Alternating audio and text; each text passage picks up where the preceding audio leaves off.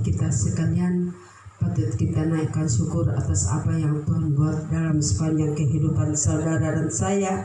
Hingga di pagi hari ini Tuhan masih boleh izinkan kita untuk mau datang bersekutu, memuji, memuliakan nama Tuhan sendiri.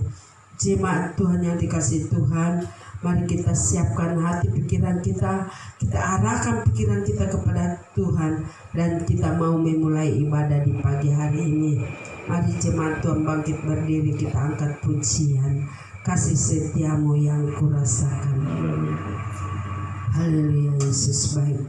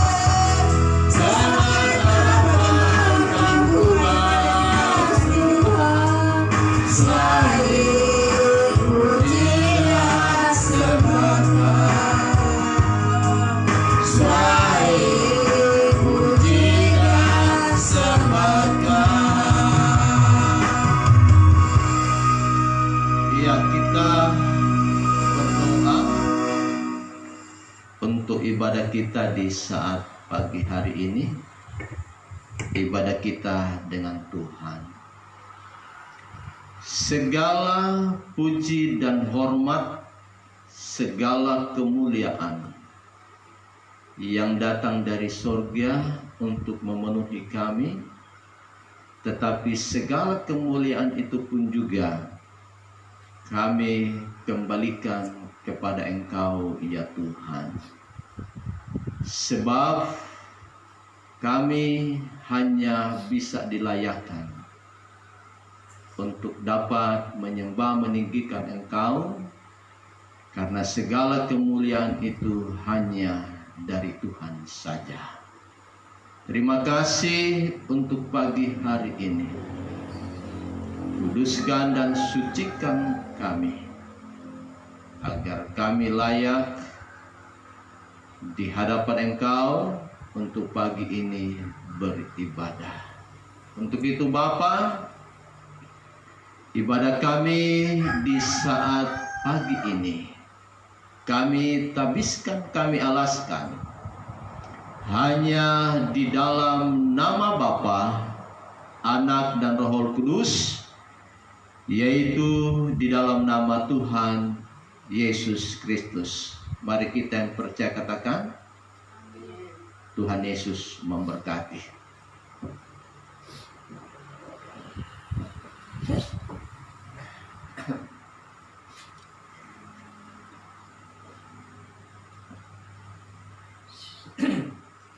Shalom. Shalom. Shalom. Shalom. Siap memuji Tuhan? Amin. Siap memuji Tuhan? Amin. Mari kita bangkit berdiri, kita angkat pujian. Besarkan nama Tuhan.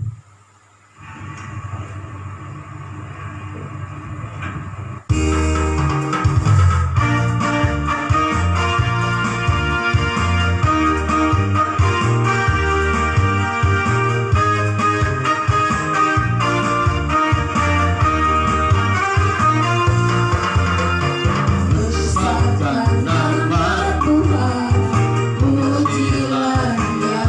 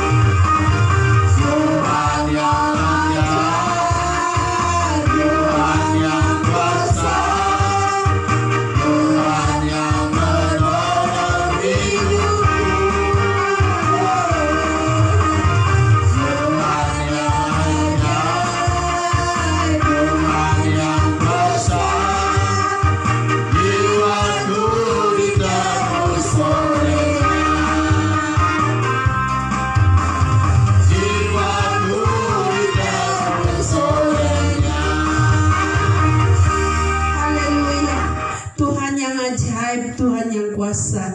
Jiwa saudara dan saya ditebus olehnya. Amin. Amin. Mari kita ganti pujian. Biar bumi akan berlalu. Masih tetap berdiri.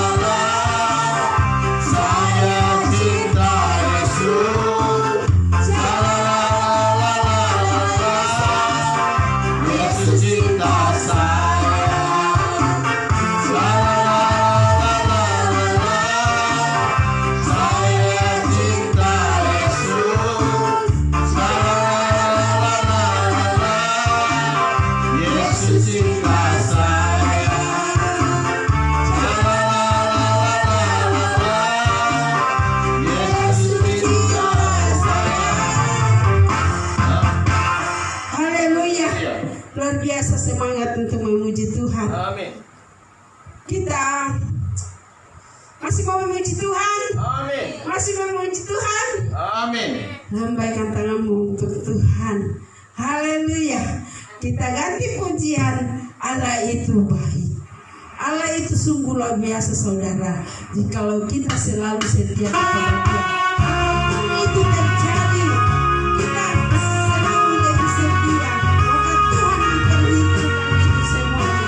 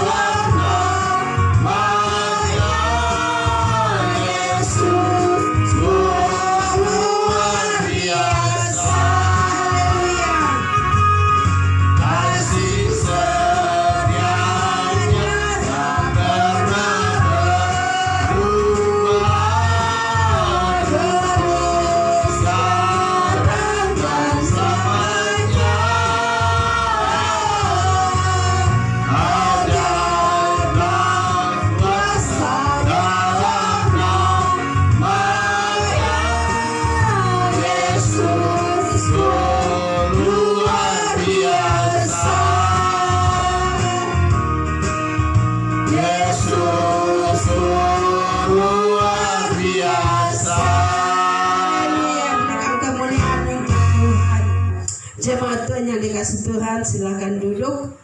Tuhan Yesus memberkati kita sekalian. Puji-pujiannya.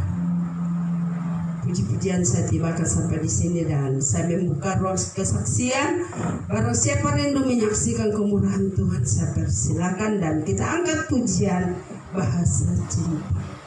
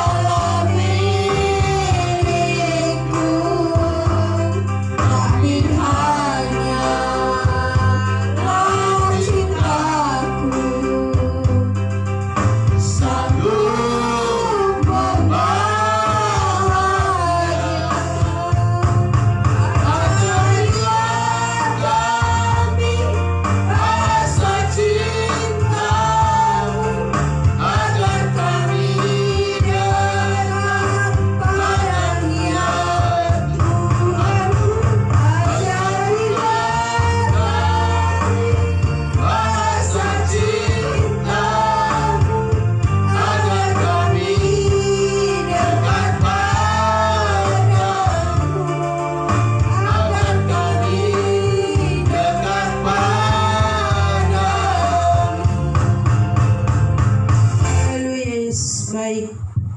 Engkau sungguh luar biasa dalam kehidupan kami. Saya percaya setiap anak-anak Tuhan mempunyai kesaksian yang sungguh luar biasa. Dan saya persilakan kalau ada rindu menyaksikan kemurahan Tuhan, mungkin mengalami dalam sepanjang malam atau sepanjang minggu, sepanjang bulan, ya. Sedikit lagi ini kita melangkah ke Desember ini. Kalau kita sudah masuk November, itu sudah tidak terasa lagi, saudara. Ya, kita masih bersyukur atas napas yang Tuhan percayakan kepada saudara dan saya. Hingga pada hari ini masih Tuhan izinkan kita untuk mau datang bersekutu, memuji, memuliakan nama Tuhan sendiri. Puji nama Tuhan. Kalau tidak ada yang bersaksi, saya percaya kita semua anak-anak Tuhan mempunyai kesaksian secara pribadi untuk Tuhan. Amin. Amin. Puji Tuhan. Kalau tidak ada yang bersaksi, kita siapkan hati pikiran kita fokuskan untuk kebenaran firman-Nya. Kita arahkan pikiran kita kepada Tuhan, dan biarlah semua itu boleh berkenan di hadapan Tuhan. Kita mau datang kepada Tuhan untuk mau mendengarkan sabda kebenaran firman-Nya. Mari jemaat Tuhan bangkit berdiri. Kita angkat pujian. Kusiapkan hatiku Tuhan. Haleluya, Yesus baik. Inilah hari Tuhan. Biarlah kami boleh datang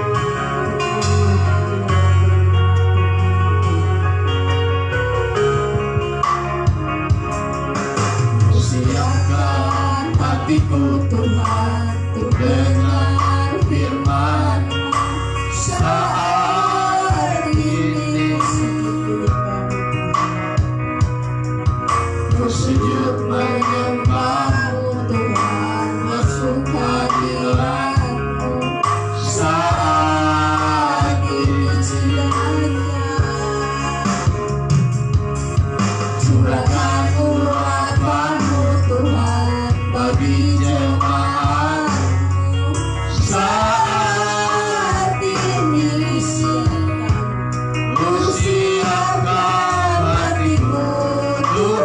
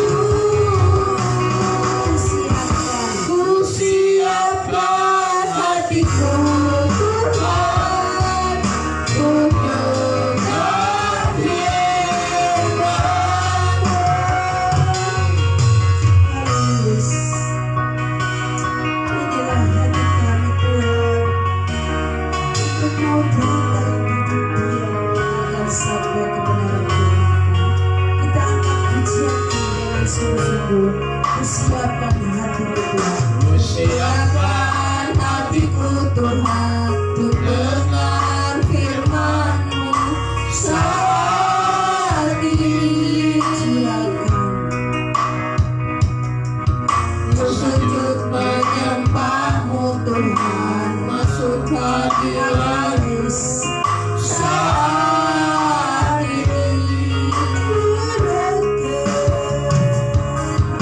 Curahkan urapan-Mu Tuhan bagi jemaat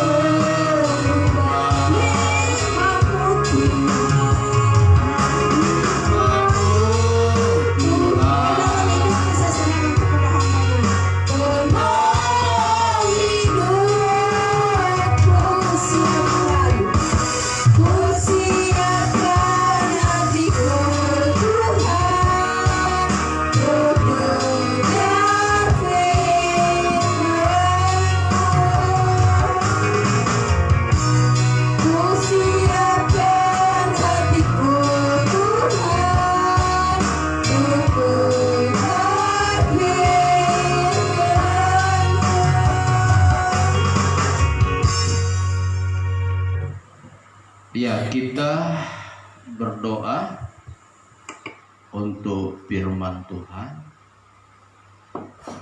Mari kita arahkan hati kita kepada Tuhan supaya kita mau diberkati oleh firman. Bapa yang ada di sorga, di tempat maha tinggi, terima kasih buat waktu dan kesempatan yang sungguh sangat indah dan berbahagia ini, untuk kami boleh ada di dalam pelataran-Mu atau juga ada di dalam hadirat-Mu. Dan tiba saatnya kami hendak mau menerima firman Tuhan, dan kami berdoa di dalam nama Tuhan Yesus Kristus, biarlah firman ini akan termeterai dalam setiap kehidupan kami. Jadikanlah kami seperti firman-Mu, untuk kami tidak sekedar mendengar, tetapi juga menjadi pelaku firman-Mu. Berkati hamba-Mu, berkati juga umat-umat-Mu yang sedang mendengarkan firman ini, agar firman ini akan terus menjadi dasar dan kekuatan dalam setiap kehidupan kami. Di dalam nama Tuhan Yesus Kristus, kami sudah berdoa dan kami siap sedia untuk menerima firman yang hidup. Mari kita yang percaya katakan amin. Ya, silakan duduk. Salam. Ya, kita bersyukur ya, kalau Tuhan masih pelihara kita untuk kita hidup di muka bumi ini. Dan pagi ini kita bisa datang untuk beribadah kepada Tuhan. Baik, hari ini Bapak akan menyampaikan firman Tuhan tentang hamba Tuhan adalah panggilan yang tertinggi. Kenapa hamba Tuhan menjadi panggilan yang tertinggi? Karena firman Tuhan bilang bahwa setiap orang atau setiap manusia yang ingin menjadi hamba, berarti dia harus menyangkal dirinya. Apa yang dimaksud dengan menyangkal dirinya? Dia harus meninggalkan semua perbuatan-perbuatan yang bertentangan atau yang tidak seturut dengan firman Tuhan. Kalau kita melihat di dalam Lukas 17 ayat yang ke-10, di sana disampaikan bahwa kita ini adalah hamba yang tak berguna. Kenapa harus dikatakan hamba yang tak berguna? Karena hamba itu hanya mengerjakan atau melakukan apa yang menjadi kehendak daripada Tuhan. Itu yang disebut dengan hamba. Mari kita buka dasar firman Tuhan yang diambil dalam kitab Injil Yohanes pasalnya yang ke-12, dalam satu ayat, yaitu ayat yang ke-26.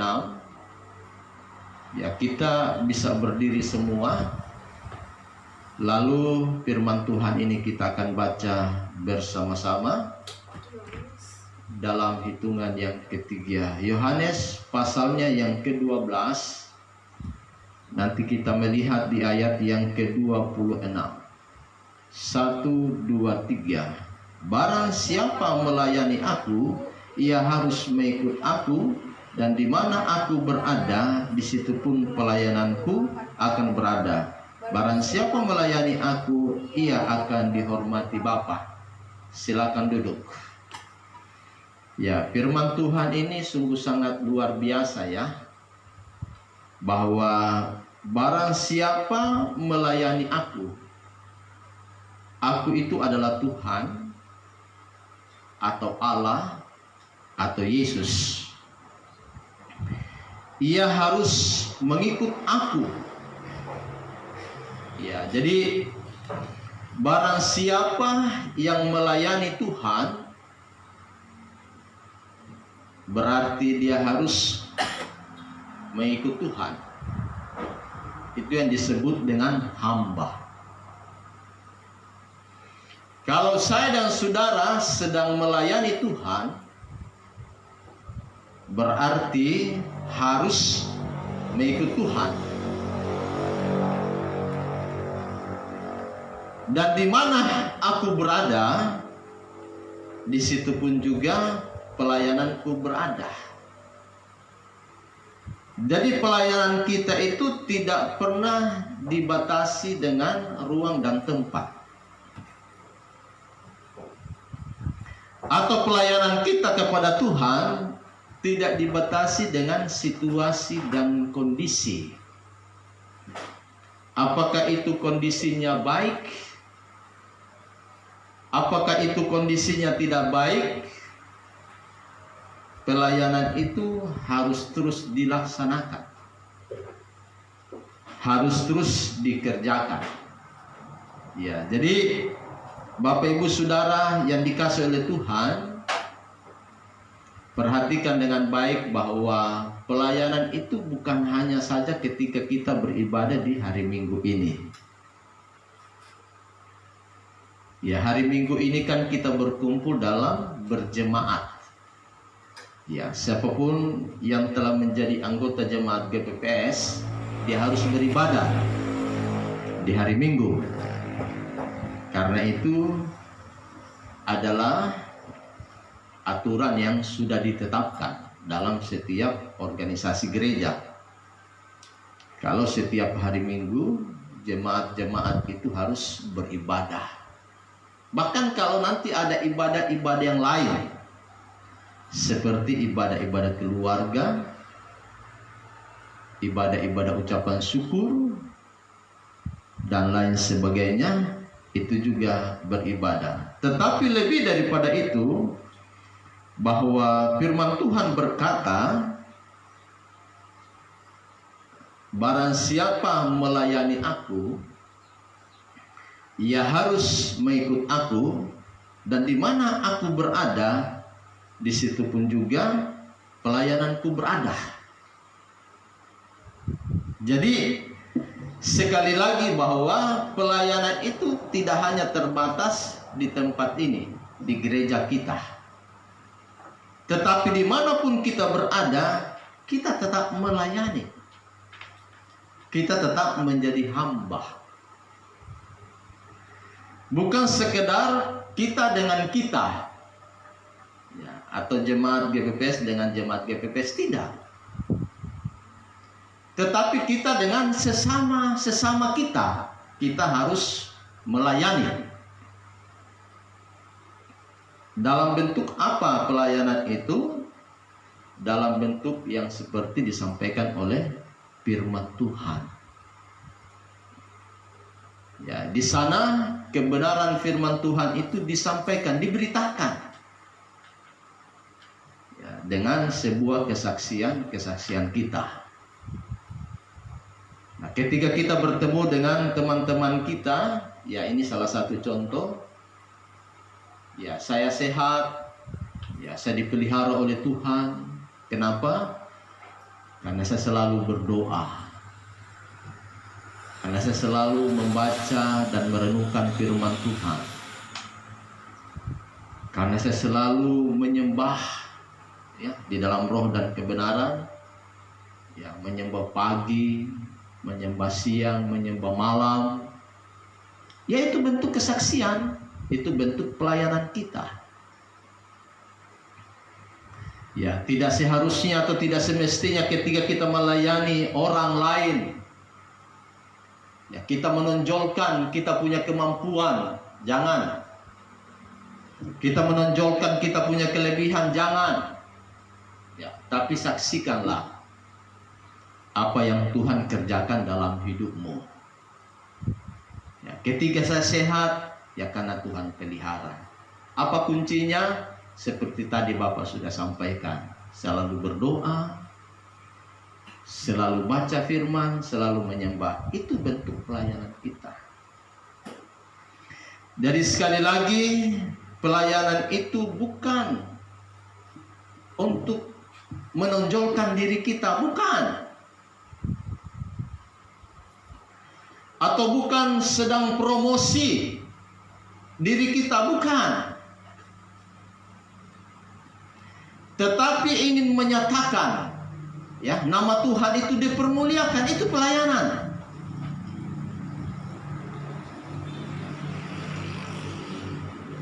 Ya, jadi sekali lagi bahwa pelayanan itu tidak hanya di gereja, ya, di gedung-gedung gereja, tapi di mana kita berada itu pelayanan. Kita bisa melayani. Lalu barang siapa melayani aku, ia sedang menghormati Bapa. Jadi ketika kita melayani Tuhan atau melaksanakan dalam sebuah pelayanan, berarti kita sedang menghormati Bapa. Kita sedang menghormati yang punya pelayanan itu. Yang punya pelayanan itu Dia di atas segalanya, yaitu Bapa. Dia itu Yesus.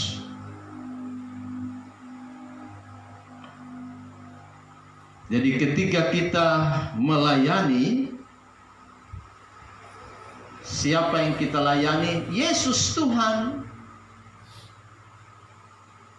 Dalam bentuk seperti apa? Memberikan kesaksian.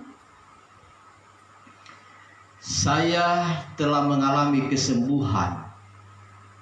Siapa yang menyembuhkan? Karena Tuhan. Apa kunci daripada kesembuhan itu? Karena saya percaya. Apa kunci daripada percaya itu? Saya selalu berdoa, saya selalu baca firman Tuhan, saya selalu memuji dan menyembah Tuhan. Itu sebuah inti.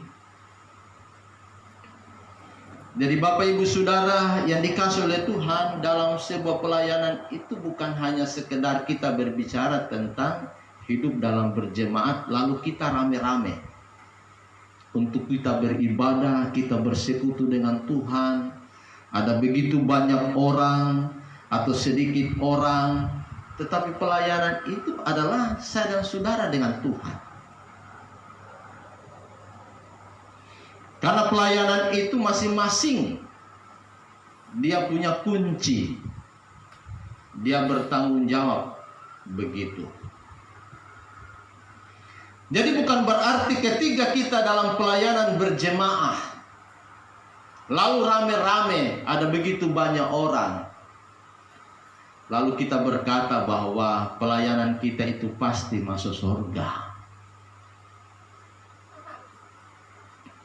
Itu bukan sebuah jaminan.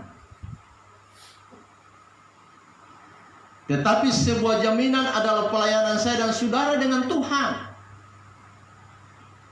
Karena pribadi lepas pribadi, satu-satu.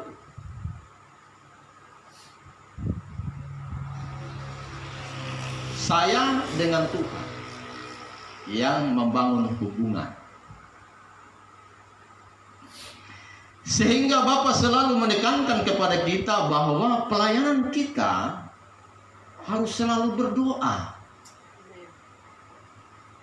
Berdoalah pagi ketika engkau bangun. Memuji Tuhan, menyembah Tuhan di dalam roh dan kebenaran. Bacalah firman Tuhan ketika engkau bangun pagi. Itu yang disebut dengan pelayanan kita. Kita sedang melayani Tuhan. Tetapi ketika kita berjumpa dengan sesama-sesama kita, ya kita juga melayani sesama kita itu dengan firman Tuhan. Kesaksian. Ya, jadi Bapak perlu menyarankan kepada kita bahwa pelayanan itu harus dihindari. Ketika kita sedang menonjolkan diri kita, saya ini hebat, saya ini dipakai oleh Tuhan, jangan seperti itu, ya. Karena pelayanan itu hanya Tuhan yang punya. Yang kita tinggikan dalam sebuah pelayanan itu karya-karya daripada Tuhan yang Tuhan kerjakan dalam setiap kehidupan kita.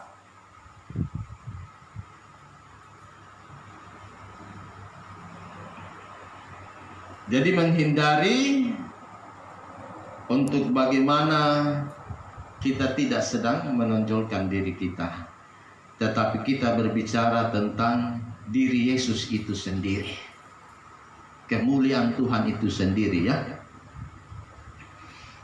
Jadi untuk menjadi hamba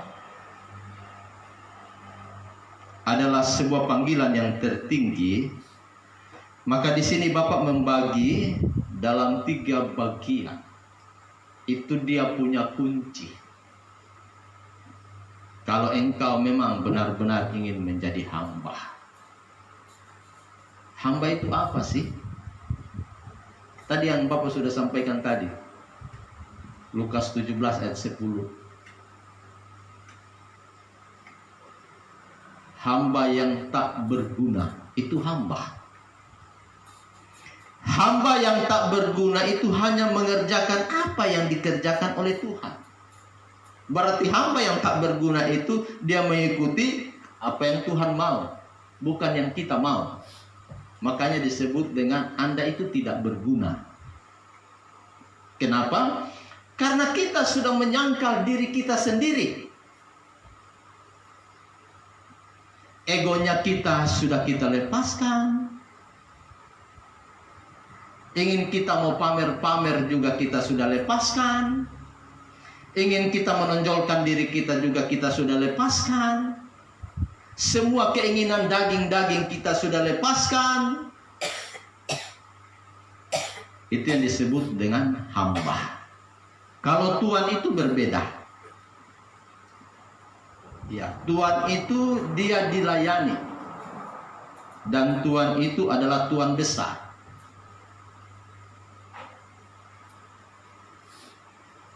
Ya, jadi perhatikan dalam 2 kata itu, ya. Tapi hari ini kita sedang berbicara tentang hamba. Adalah panggilan yang tertinggi. Kenapa disebut dengan panggilan yang tertinggi? Tadi Bapak sudah sampaikan dia punya dasar. Lukas 17 ayat yang ke-10. Bahwa kita ini adalah hamba yang tidak berguna, tetapi mengerjakan apa yang menjadi kehendak daripada Tuhan. Lalu untuk menjadi sebuah kunci, bagaimana kita tetap mempertahankan untuk menjadi sebuah hamba, bahkan bagaimana caranya kita menjadi hamba itu. Yang pertama, dalam Yakobus pasal 5 ayat 17. Coba Ike baca, ya. Lalu kita lihat itu. Apa yang disampaikan oleh Yakobus.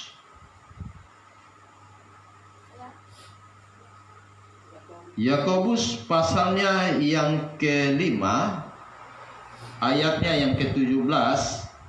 Ike baca, ya. Yakobus 5 ayat 17. Elia adalah manusia biasa sama seperti kita, dan ia telah bersungguh-sungguh berdoa supaya hujan jangan turun, dan hujan pun tidak turun di bumi selama 3 tahun dan 6 bulan. Ya, terima kasih. Elia adalah manusia biasa. Tetapi ketika dia berdoa supaya hujan jangan turun, doa itu dikabulkan. sehingga hujan itu tidak turun selama 3 tahun dan 6 bulan. Bayangkan dalam 1 tahun 6 bulan hujan tidak turun. Terjadi paceklik, ya, artinya terjadi sebuah kekeringan. Kenapa ketika Elia dia berdoa lalu hujan itu tidak turun? Karena dia berdoa dengan sungguh-sungguh. Apa yang dimaksud dengan sungguh-sungguh? Telah menjadi hamba. Nah itu. Ya, tadi Bapak sudah jelaskan, ya, satu persatu, sedikit demi sedikit tentang hamba itu yang seperti apa. Nah sekarang kita masuk, hamba adalah panggilan yang tertinggi. Contohnya ada di Yakobus pasal 5 ayat yang ke-17. Ketika Elia berdoa, hujan tidak turun selama 3 tahun dan 6 bulan. Siapakah Elia itu, saudara yang dikasih oleh Tuhan? Siapa kira-kira Elia itu? Manusia. Siapa Elia itu? Manusia biasa. Jadi untuk menjadi kunci lalu menjadi hamba adalah panggilan yang tertinggi. Elia adalah manusia biasa, tetapi Tuhan berkenan kepada Elia masuk dalam panggilan yang tertinggi. Dipanggil kairosnya Tuhan. Kairos dengan kronos itu berbeda, ya, perjalanan kita dengan Tuhan. Tapi kairosnya Tuhan itu adalah waktunya Tuhan. Jadi kita tidak bisa memaksakan. Ya, katakanlah anak kita harus jadi hamba Tuhan, jadi gembala, atau saudara kita harus dia bertobat. Kairosnya Tuhan pada dirinya. Tetapi kairosnya Tuhan itu pun juga, itu kita bisa memaksakan itu, dia bisa terjadi begitu. Haruskah kita menunggu kairosnya Tuhan? Kairosnya Tuhan itu tergantung, ya, bagi saya dan saudara. Itu yang disebut dengan musim yang baru dengan Tuhan. Ya, bagaimana kairosnya Tuhan itu bisa cepat terjadi? Ya, kalau kita tidak setia itu tidak bisa. Ya, firman Tuhan bilang suam-suam kuku itu tidak layak. Firman Tuhan bilang bahwa setiap orang yang membajak lalu dia menoleh ke belakang itu juga tidak layak. Ya, jadi apa yang dimaksud dengan hamba Tuhan itu panggilan yang tertinggi? Lalu siapa-siapa saja yang dipanggil untuk menjadi seorang hamba Tuhan? Contohnya adalah Elia. Firman Tuhan bilang dia adalah manusia biasa. Berarti memang dia adalah biasa-biasa saja. Ya, saya tidak tahu latar belakangnya sampai ke belakang itu seperti apa. Yang jelas bahwa firman Tuhan bilang dia adalah manusia biasa. Tetapi dia menjadi seorang nabi pada saat itu. Dan ketika dia berdoa, ada mujizat, ada kuasa Tuhan. Nah, itu yang kita harus saksikan. Bahwa Tuhan telah bermujizat, Tuhan telah berbuat sesuatu bagi saya dan saudara. Itu yang kita sampaikan. Lalu kenapa Tuhan itu bisa berbuat sesuatu kepada kita? Ya, karena kita selalu punya hubungan yang intim dengan Tuhan. Ya, Nabi Elia punya hubungan dengan Tuhan. Ya, hidupnya total dengan Tuhan. Hidupnya hanya untuk pelayanan dengan Tuhan. Dia tidak mementingkan bagian-bagian yang dunia, tidak. Ya, kalau mau dipakai Tuhan, ya memang fokus dengan Tuhan. Tetapi bagaimana caranya kita mau fokus dengan Tuhan kalau kita masih berpikir ini itu, saya mau makan apa, masa depan saya seperti apa? Nah, itu yang susah. Kairosnya Tuhan seperti Bapa sekarang ini baru kairosnya Tuhan. Ya, umurnya masuk ke 40 lebih. Lalu perjalanan ketiga sejak masih anak-anak sampai dengan remaja sampai kepada sudah dewasa, itu adalah kronos, perjalanan hidup yang selalu menunda dengan Tuhan. Terjadi kairosnya itu sudah tua, tapi tidak apa-apa. Ya, puji Tuhan kalau Tuhan masih perkenankan masih hidup. Ya, kalau boleh umur yang panjang sehat supaya masih bisa melayani Tuhan di muka bumi ini. Jadi itu bagian yang pertama ya, bahwa menjadi hamba Tuhan adalah panggilan yang tertinggi dan siapa saja. Apakah dia harus sekolah Alkitab dulu?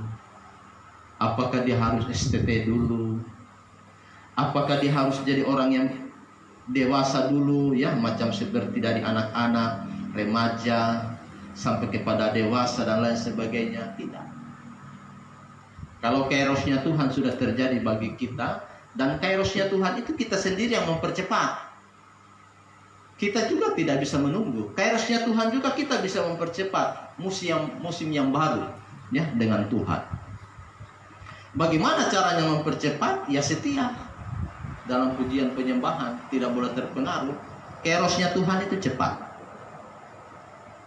Tapi kalau harus menunggu seperti Bapa nanti 40 lebih sampai 50 kairosnya Tuhan, yaitu ya karena selalu menunda-nunda ya waktunya Tuhan. Lalu yang kedua,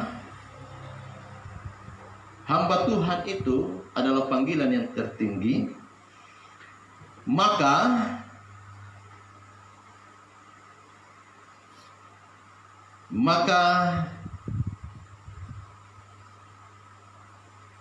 dia harus dibentuk. Amin saudara. Hamba Tuhan itu harus dibentuk.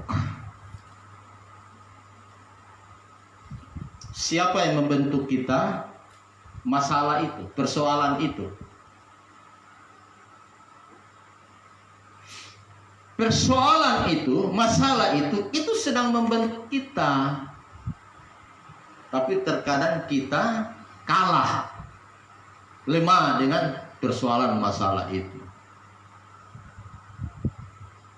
Kita tidak bisa punya prinsip. Kita tidak bisa keluar dari masalah yang sedang membentuk kita. Malah kita terbawa dengan masalah itu. Nah, ini yang repot. Jadi seorang hamba Tuhan itu memang dia harus dibentuk. Dibentuk dengan apa? Dibentuk dengan masalah. Besi menajamkan besi. Sesama menajamkan sesama. Tetapi terkadang kita terbawa arus ya dengan daging, dengan emosi, dengan stres, depresi. Pikiran kita terlalu jauh. Padahal lewat persoalan masalah ini kita sedang dibentuk, ya. Ya, Bapak dengan Ibu di sini, bagaimana caranya kita bisa dapat kayu? Kayu 5-10, 10-10 supaya tempat ibadah kita perlahan-lahan kita bangun. Ini kan masalah. Karena uang itu tidak ada. Kalau uang itu ada, itu bukan masalah. Sekarang bagaimana caranya dapat kayu 5-10 dan juga 10-10? Uang tidak ada. Ini kan persoalan masalah. Yang terjadi adalah berdoa. Amin, saudara. Yang terjadi adalah menyembah dalam roh dan kebenaran.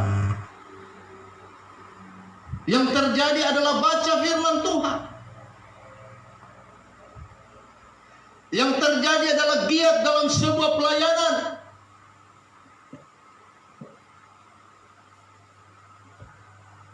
Sekarang apa yang terjadi kalau model seperti ini? Berdoa, menyembah, baca firman Tuhan, giat dalam sebuah pelayanan ini dan itu. Sepertinya kan tidak ada jalan keluar. Ya, itu pikiran manusia. Tapi pikiran Tuhan itu kan berbeda. Tuhan akan buka jalan. Sekalipun kayu itu adalah utang, tapi kan ada peluang. Berarti Tuhan yang menyediakan. Amin, saudara. Amin, saudara. Yehova Jireh, Allah yang menyediakan.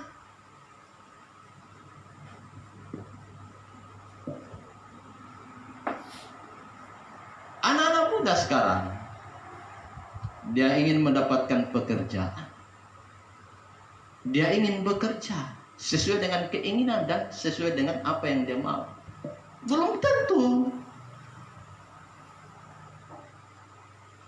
Karena sejak di dalam kandunganmu, di dalam kandungan ibu, Tuhan sudah menetapkan engkau.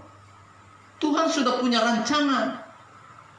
Jadi kita tidak bisa mau ini dan mau itu. Bapak dulu kerja di Telkom. Bapak juga pernah jadi pengusaha. Bapak juga pernah bergabung di partai-partai politik. Bapak juga kerja-kerja tukang. Tetapi kan bukan itu yang jadi. Malah yang tidak pernah dibayangkan, yang tidak pernah dipikirkan, itulah yang Tuhan bawa.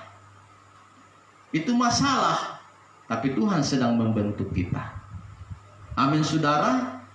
Kairosnya Tuhan. Pikiran saya dan saudara itu berbeda dengan pikiran Tuhan. Pikiran Tuhan itu lebih cemerlang. Ya, rancanganku bukanlah rancangan yang bersifat kecelakaan, tapi rancanganku adalah rancangan yang penuh dengan damai sejahtera dan juga yang penuh dengan pengharapan. Itu rancangan Tuhan. Jadi hamba Tuhan harus dibentuk supaya apa? Bergantung kepada Tuhan. Lalu yang kedua, ya, kenapa dia harus dibentuk? 1 Korintus. Ya, sedikit lagi mau selesai ya. Ini yang paling utama. Kenapa dia harus dibentuk? 1 Korintus pasal 4. Ike baca ya. Ayat yang ke-6. 1 Korintus 4 ayat 6. Saudara-saudara, kata-kata ini aku kenakan pada diriku sendiri dan pada Apolos, karena kamu, supaya dari teladan kami, kamu belajar apakah artinya ungkapan, jangan melampaui yang ada tertulis, supaya jangan ada di antara kamu yang menyombongkan diri dengan jalan mengutamakan yang satu daripada yang lain. Amin. Terima kasih. Kenapa kita harus dibentuk? Kenapa hamba Tuhan harus dibentuk? Contohnya adalah Apolos. Apolos itu siapa? Muridnya Paulus.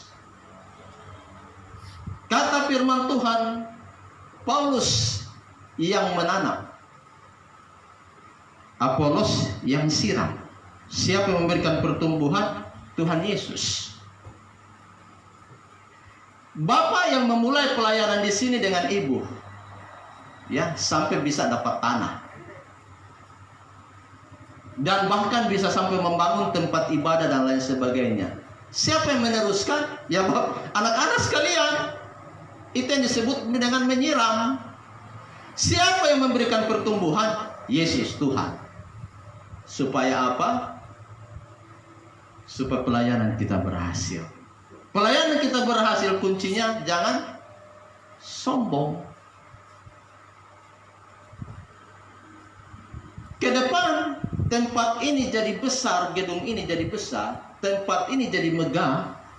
Apolos, anak-anak yang melanjutkan, jangan kamu sombong. Karena semuanya akan tersedia. Jemaat akan jadi banyak, persembahan akan jadi banyak, uang akan jadi banyak. Tapi jangan sombong. Pelayanan di tempat yang lain jadi besar bukan karena mereka memulai. Orang yang pertama yang memulai pelayanan itu, sekarang pelayanan jadi besar. Itu sudah generasi keberapa? Jangan sombong. Jangan melihat sebuah pelayanan itu masa sekarang, tapi masa yang akan datang, anak cucu kita. Bapak dengan ibu memulai pelayanan ini dengan air mata, dengan keringat, ya, dengan doa pujian penyembahan, dengan lutut. Dan pelayanan ini ke depan akan menjadi pelayanan yang besar. Jangan sombong, Apolos. Karena Tuhan Yesus yang memberikan pertumbuhan. Amin, saudara. Makanya kita harus bentuk. Anak-anak sekarang untuk memulai sebuah pelayanan harus dibentuk. Supaya mereka merendahkan diri.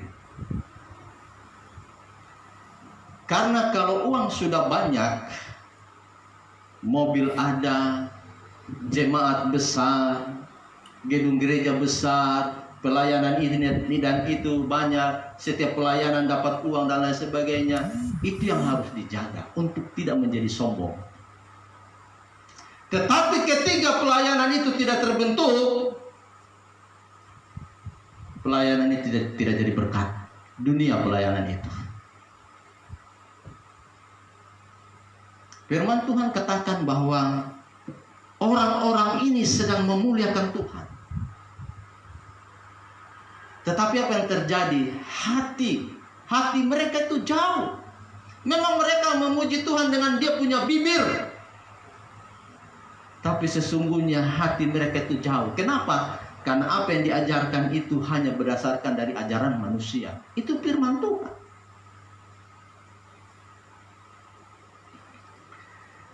Jadi Bapak dengan Ibu kenapa menanamkan hal ini kepada kita sebagai Apolos ke depan? Dengan penuh penderitaan. Bayangkan pelayanan yang dibangun dengan sebuah penderitaan ini. Bukan hanya begini-begini saja. Supaya kita ikut dibentuk. Anak-anak ikut dibentuk. Bagaimana Anda merasakan dalam sebuah pembentukan itu, maka ketika pelayanan itu maju, Anda tidak terpengaruh. Mau ada uang yang banyak kah? Mau ada fasilitas segala macam kah? Anda sudah terbentuk. Anda tidak akan terpengaruh. Tapi kalau Anda tidak dibentuk menjadi seorang pimpinan ke depan, pelayanan itu akan morat-marit.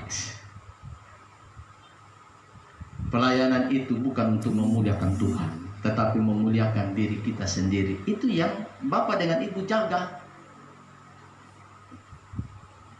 Yang telah Tuhan percayakan untuk memulai sebuah pelayanan ini yang dijaga. Untuk ke depan, Apolos, anak-anak. Ya, Bapak dengan Ibu kalau Tuhan sudah panggil, siapa yang meneruskan pelayanan? Anak-anak. Dan pelayanan yang sudah tersedia dengan segala macam fasilitas. Tidak perlu lagi memulai dari awal, harus cari tanah berdoa, harus cari uang untuk membangun. Tidak perlu lagi. Gedungnya sudah bagus, jemaatnya mungkin sudah banyak, mungkin ada fasilitas mobil dan lain sebagainya. Anda yang memulai, ini yang sedang dibentuk. Dibentuk dengan apa? Doa, puasa, supaya tahu bahwa Anda pernah menderita dalam sebuah pelayanan ini. Anda dibentuk dalam sebuah pelayanan ini. Bukan hanya teori, bukan. Pelayanan itu, karisma itu perlu.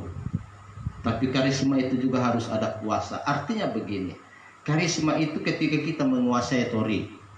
Ya, seperti Bapak contohnya, kenapa harus sekolah STT? Ya, karena harus punya pengetahuan tentang teologi, tentang firman Tuhan. Tetapi Bapak dengan Ibu harus selalu berdoa, selalu berpuasa, selalu memuji dan menyembah Tuhan. Itu yang disebut dengan dibentuk. Jadi sekali lagi, pembentukan ini perlu. Jangan merasa Bapak Ibu Saudara atau anak-anak, aduh pelayanan ini kok begini. Kita sedang dibentuk. Pelayanan kita itu berbeda dengan pelayanan dunia. Pelayanan, kalau namanya pelayanan Tuhan yang sifatnya murni, Anda harus dibentuk. Dan Tuhan izinkan itu dibentuk. Kalau Tuhan mau angkat kita itu tidak lama. Kalau Tuhan mencurahkan berkatnya bagi kita tidak lama. Tetapi kita dibentuk, diizinkan. Itu yang disebut dengan persoalan, masalah. Aduh, kenapa ibadah hanya sekian orang? Kenapa jemaat-jemaat kok tidak datang-datang? Padahal kita sudah kunjungi. Itu kita sedang dibentuk. Kenapa anak-anak kita begini? Kenapa keluarga kita begini dan lain sebagainya? Kita sedang dibentuk. Makanya kita berpikir yang positif. Berpikir yang positif. Berdoa mengandalkan Tuhan. Jangan kita emosi, jangan kita sombong. Karena Tuhan sedang mengizinkan kita dibentuk dengan kesabaran. Kita sedang dibentuk dengan rendah hati dan lain sebagainya. Nah, kalau tidak begitu bagaimana kita dibentuk? Tidak bisa. Ya, jadi itu ya Bapak Ibu Saudara yang dikasihi oleh Tuhan, bahwa untuk menjadi seorang hamba adalah panggilan yang tertinggi. Kriterianya itu kita harus dibentuk. Lalu yang terakhir, hamba Tuhan itu siap sedia. Siap sedia. Ya, kita lihat contohnya ya.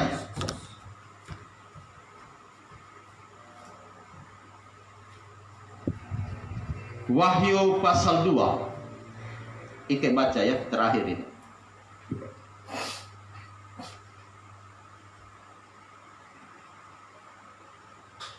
Wahyu pasal 2 ayatnya yang ke-10.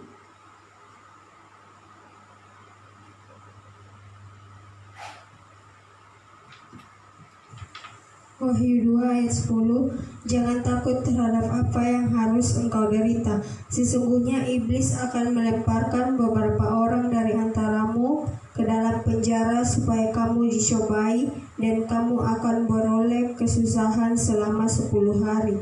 Hendaklah engkau setia sampai mati, dan aku akan mengaruniakan kepadamu mahkota kehidupan. Ya, terima kasih. Hamba Tuhan harus selalu siap dan sedia. Jangan takut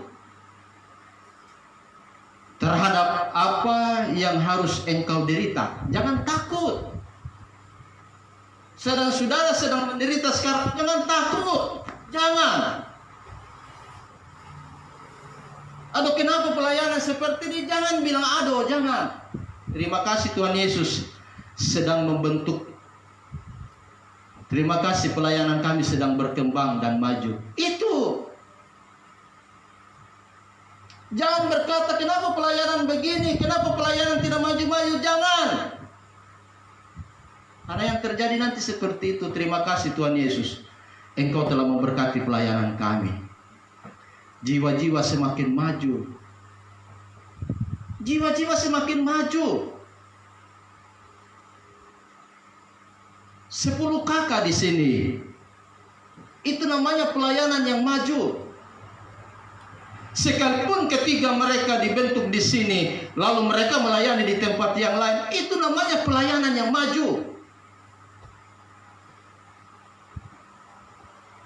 Jangan menyesal. Jangan berkata kenapa Tuhan ketika mereka dibentuk di tempat ini, lalu ketika mereka sudah terbentuk, lalu mereka pergi ke tempat yang lain. Itu namanya pelayanan yang berhasil. Paulus yang tanam, Apolos yang menyiram. Anda sudah membentuk mereka dengan Tuhan, tapi ketika mereka terbentuk, mereka harus jadi saksi ke tempat yang lain. Itu.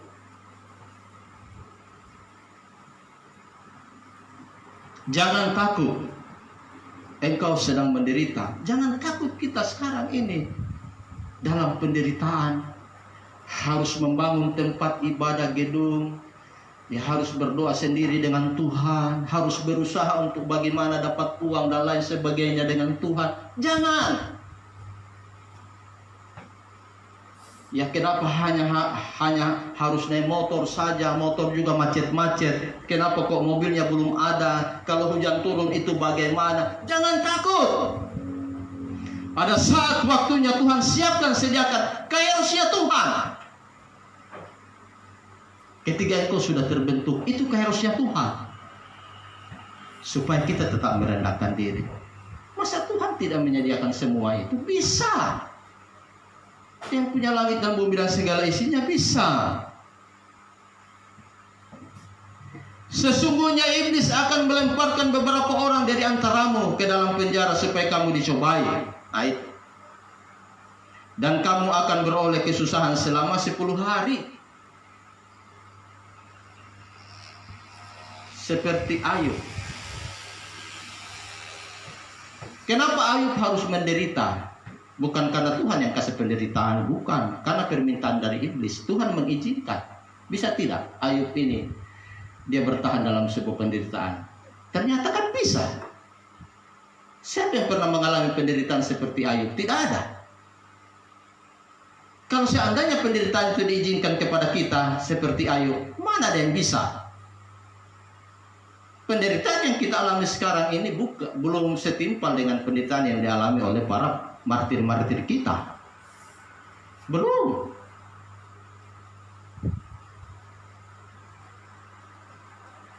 Sesungguhnya iblis akan melemparkan beberapa orang di antaramu ke dalam penjara supaya kamu dicobai dan kamu akan beroleh kesusahan selama 10 hari. Para martir-martir kita masuk penjara, dilempar-lempar, bahkan mati pun tidak mati baik, mati sakit, dipenggal, digergaji, lain sebagainya, dibakar, digoreng. Sekarang kita mengalami yang seperti itu, kecuali di negara-negara luar sana. Nigeria dibantai habis-habisan, tapi mereka tetap memuji Tuhan. Yang datang di sini dari mana? Dari Nigeria, dipakai Tuhan. Jadi itu ya, Bapak Ibu Saudara yang dikasihi oleh Tuhan, bahwa jangan takut untuk menderita, karena semua itu adalah seizin daripada Tuhan. Hendaklah engkau setia. Setia bukan hanya sekarang ini, bukan hari ini saja, tapi setia sampai mati. Apakah kita bisa setia sampai mati? Ini adalah tantangan dalam setiap kehidupan kita, pelayanan. setia ya sampai mati. Nah, kalau orang-orang yang setia sampai mati, dan aku akan mengaruniakan kepadamu mahkota kehidupan. Orang-orang yang setia itu saja yang bisa mengalami yang namanya mahkota kehidupan. Bagaimana kita bisa menerima mahkota kehidupan kalau kita tidak bisa setia? Setia bukan hanya sekarang hari ini, tapi sampai Tuhan datang, sampai kita dipanggil mati di dalam Yesus Kristus. Jadi itu yang disebut dengan hamba Tuhan yang menjadi sebuah panggilan yang tertinggi. Hamba Tuhan adalah panggilan yang tertinggi. Ya, bukan berarti dunia Anda menjadi seorang pengusaha sukses, Anda menjadi seorang pegawai dan lain sebagainya, bukanlah panggilan yang tertinggi. Itu yang saya tidak tahu. Yaitu dunia punya, tapi Bapak bicara tentang hal rohani, bahwa Tuhan itu adalah panggilan yang tertinggi. Ya, Tuhan Yesus memberkati. Ya, mari Pak Dede masuk. Ya, kita nyanyi satu pujian ya untuk kita mengakhiri firman Tuhan. Apa di situ ya?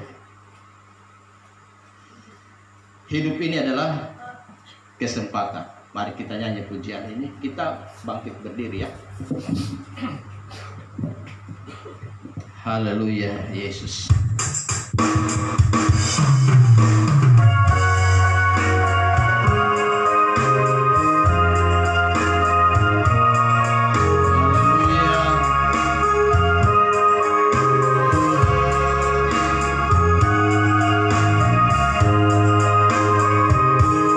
Hidup ini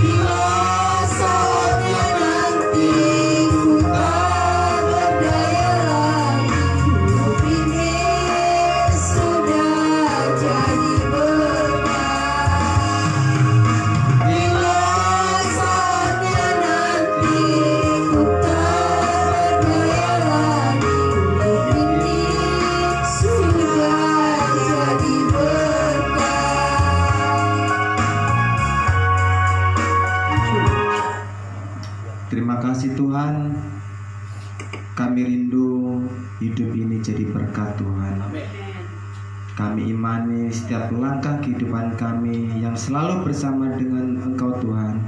Kami tidak akan putus dengan kasih-Mu ya Yesus. Segala sesuatu Tuhan punya, segala sesuatu juga kami punya Tuhan. Kami imani itu Tuhan. Kami ikut Tuhan Yesus, kami tidak akan berkekurangan, bahkan menjadi berkat bagi orang lain. Kami ucap syukur firman-Mu yang indah Tuhan yang hamba-Mu sampaikan. Bila firman-Mu menjadi rema, biarlah firman-Mu menjadi penuntun hidup kami Tuhan. Biarlah firman-Mu selalu mengingatkan kami Tuhan untuk selalu kami datang ke rumah-Mu ya Yesus. Tuhan, kami mengucap syukur bila hari ini kami masih bisa mendengarkan firman-Mu, kami masih bisa memuji dan membesarkan nama-Mu Tuhan, semua karena kasih dan kemurahan-Mu ya Yesus. Tuhan telah berikan kami kesehatan selama 1 minggu lamanya. Tuhan telah jaga kami selama 1 minggu lamanya Tuhan. Tuhan telah berkati kami selama 1 minggu lamanya Tuhan. Dan hari ini kami datang di tempat-Mu Tuhan. Kami mengucap syukur. Kami mengucap syukur kepadamu Tuhan. Kami memuji nama-Mu. Kami bersyukur kepadamu Tuhan, karena Tuhan memelihara kami melalui kasih-Mu. Tuhan Yesus, kami ingin menang Tuhan. Kami tidak mau kalah dengan pergumulan hidup yang berat apapun. Kami akan taruh di tangan-Mu. Tuhan Yesus, kami yakin dan percaya Tuhan akan memenangkan segala perkara kami. Segala apapun yang terjadi dalam kehidupan kami, dengan keadaan ekonomi, dengan keadaan rumah tangga, dengan keadaan apapun, kami akan duduk di rumah-Mu ya Tuhan. Kami yakin dan percaya perlindungan dan jaminan keselamatan, bahkan jaminan berkat ada di dalam Tuhan Yesus. Kami mengucap syukur Tuhan.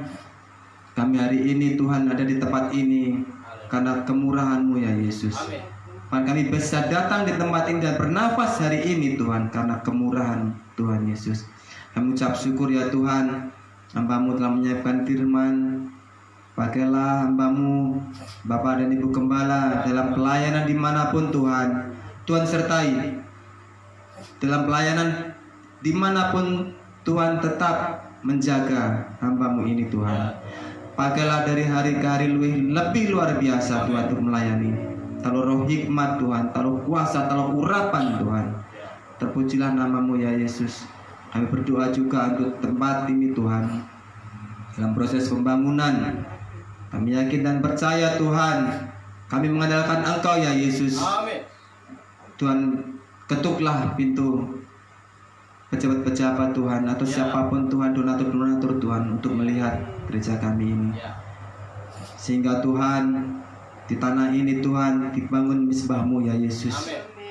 Misbah-Mu Tuhan di tempat ini Tuhan, untuk menarik jiwa-jiwa yang baru Tuhan.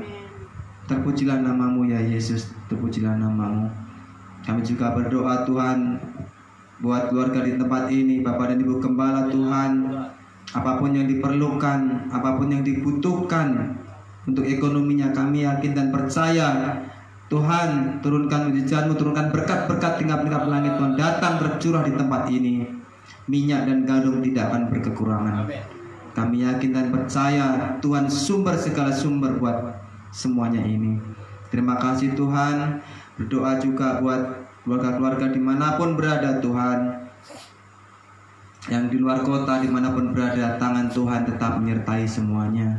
Terima kasih ya Yesus, terima kasih.